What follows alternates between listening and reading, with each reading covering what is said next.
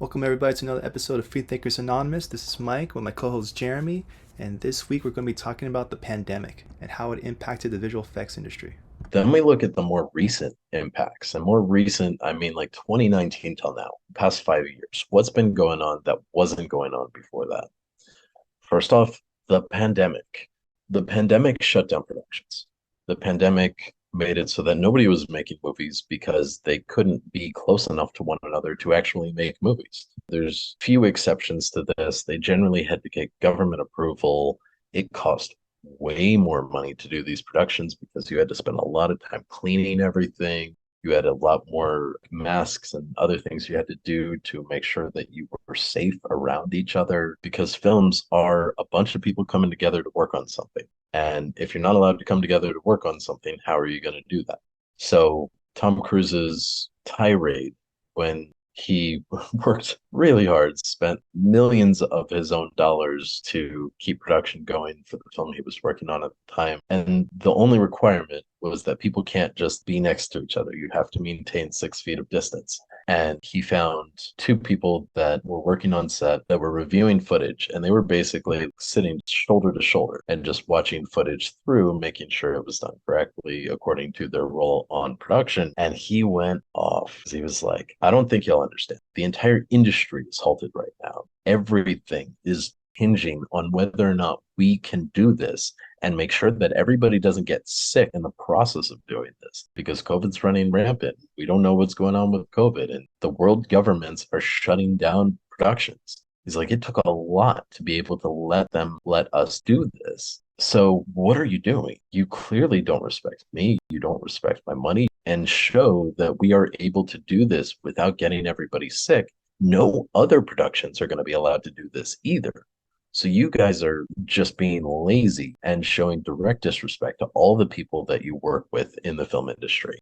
He went off at him for good reason, although some of it was probably fear driven, but there was still good reason for him to go off them.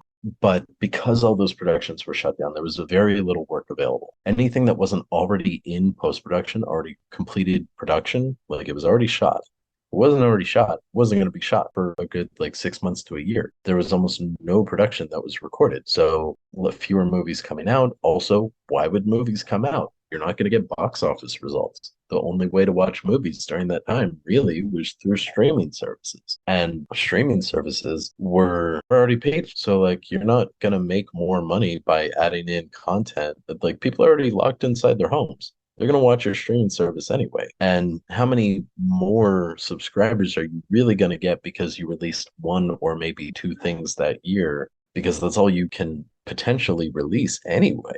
So it just made it to where there was very little work coming through because nobody had any interest in doing anything because there was no way to make money off of it. So VFX artists had almost nothing to do for like a year. Also, VFX artists, as I mentioned in that first episode, there's a lot of security protocols that go into working in VFX movies. So how are you going to maintain those security protocols when people are working from home? What's the guarantee that they don't set up a camera and record their own screen while they're working? Pretty much nothing you can do. And if they do it, there's some things you can do to mitigate your losses there. But by and large, you're taking a risk by reducing those security protocols. But that was thankfully a shift to remote work. Most studios weren't ready to shift to remote work. So work from home pipelines were still being set up as they were being initiated.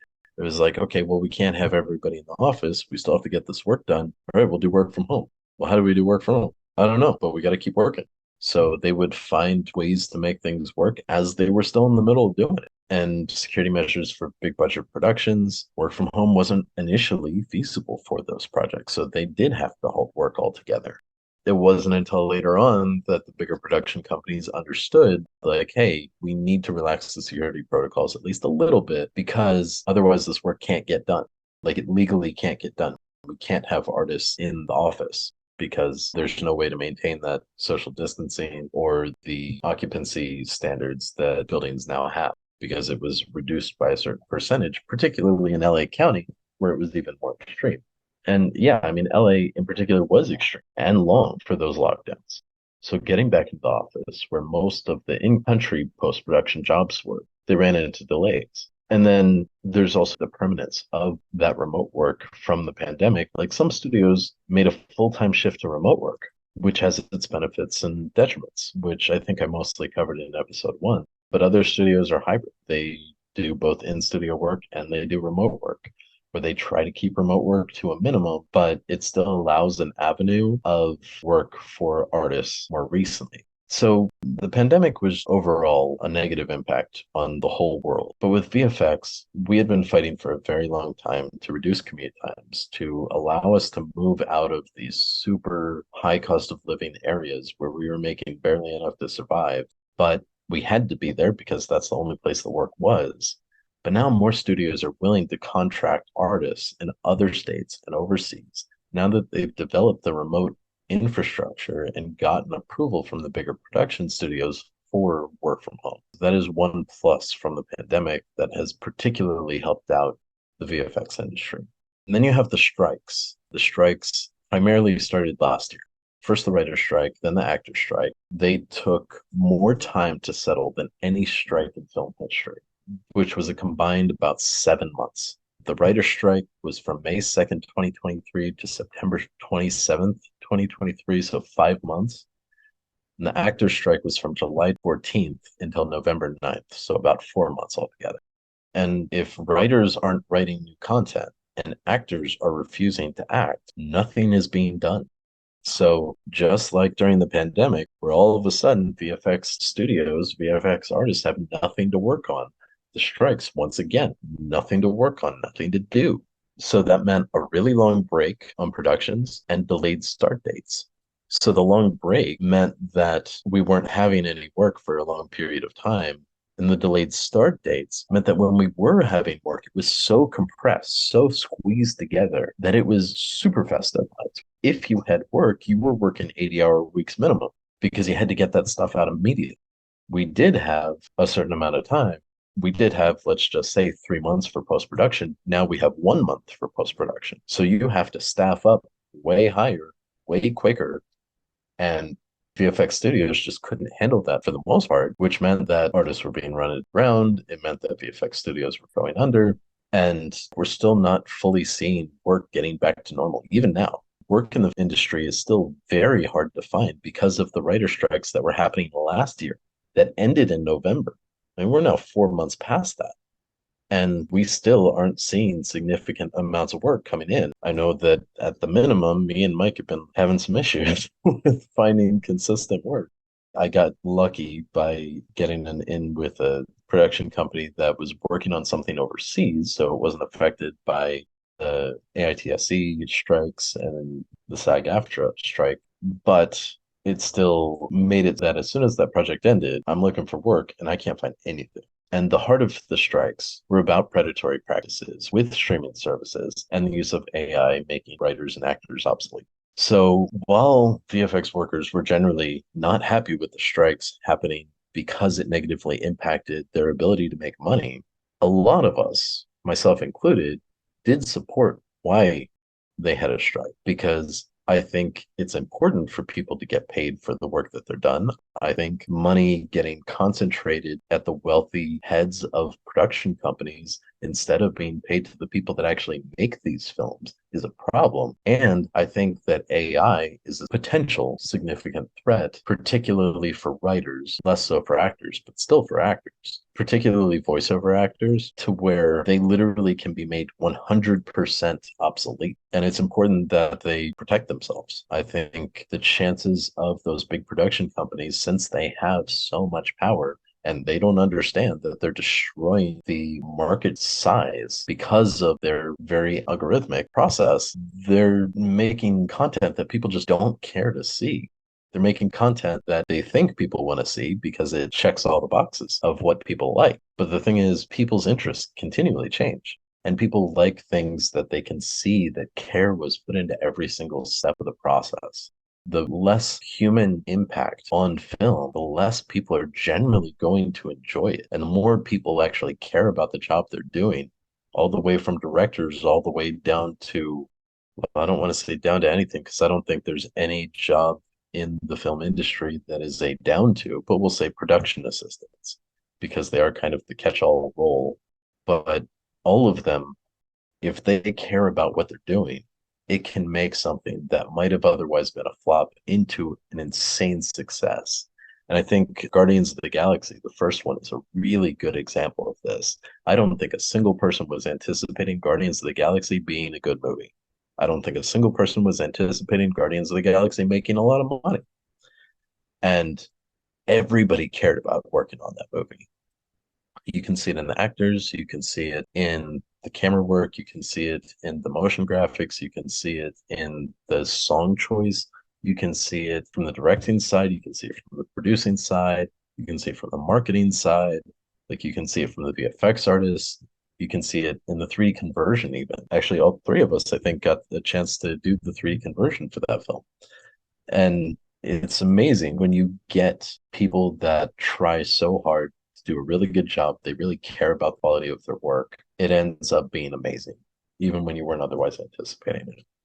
And AI is the opposite of that. AI is let's be lazy, let's do something that we think people like, or at least that people have liked before, and just spit it out. And hopefully they'll still like it. So for listeners listening, I implore you, if you know that something was done utilizing AI, whether that's the writing, the video, the visual effects, anything else, unless it's for a specific instance where it's used creatively, just like Secret Invasion, and that was just used for the intro and it was made for a specific creative purpose. Like anything else, please don't watch it. Please. I beg you. It will completely ruin the industry as a whole if AI films start to make money because the CEOs of these companies will push out all of the creatives as hard and as fast as they possibly can if they think AI will replace them or be able to replace them, even if it's in the future. I mean, look at Tyler Perry. He was about to do a decabillion-dollar expansion of his production company in the Atlanta area, and he halted all of it because he saw what Sora AI could do. You look at the number of gaming company visual effects artists and CG artists that have been fired in the past 6 months or so, it's in the thousands of artists that have just straight up been laid off. And there's a handful of artists that have been kept around basically to clean up what they think AI is going to be able to do. And if you want to see the destruction of your entertainment industry as a whole, then lean into AI and have fun with it. But if you care about the quality of entertainment that you enjoy, say no to AI, at least the way it stands right now, because it is not being utilized ethically. The process of utilizing AI for image generation is not inherently a problem, but the way it's being utilized now and the way that the tools are being generated now is a massive, massive problem. So let me get into that because the things that have been affecting things more recently, the pandemic and the strikes. Immediately, I can get something immediately. There are options there. Oh yeah, well, hey, I mean, I'm doing that right now. I'm working at a restaurant on the weekends and honestly more often during the week too, because there's never enough money lately, especially when you're trying to buy a house and everything else. Yeah, let's move on to. Oh, I like this one. So I just wanted to touch on this one really quick because you're trying to out us, Jeremy. You're trying to compare, finding a good artist on the internet, just outsourcing or vendors, or, you put out an ad, you're trying to find someone for the job. You're trying to compare that to a dating app, Jeremy. You're trying to tell people how we met, man. That's not cool, bro. That was between us. That was just a fun little aside. I mean, seriously though, it's amazing how much those websites feel like dating apps. I mean, it's almost spot on, like direct connection. Talk about people that don't read your profiles, people that just reach out with one word or one sentence messages that don't actually forward the conversation at all, people that reach out to you for ulterior motives, people that reach out to you saying they're expecting one thing, they're expecting something completely different, but they don't tell you that until they see you and they get what they want from you. There's so many connections between the two. This brings back bad memories, man. Like when you're too honest, you start up front, you're too honest about who you are and what you're really about, and they say, you know what? I don't think that's a good fit for our company, or I just don't get a good vibe from you. We got a vibe, man. If we ain't picking up the vibes, I'm just gonna move on to the next one. It's just too much of that. brings back a lot of bad memories, a lot of future bad memories to come. I'm just like, you know what? Why you gotta do that to me? Uh-huh. But tis life. All right, everybody, that's going to be it for this week. Please tune in next week as we continue our segment on the visual effects industry.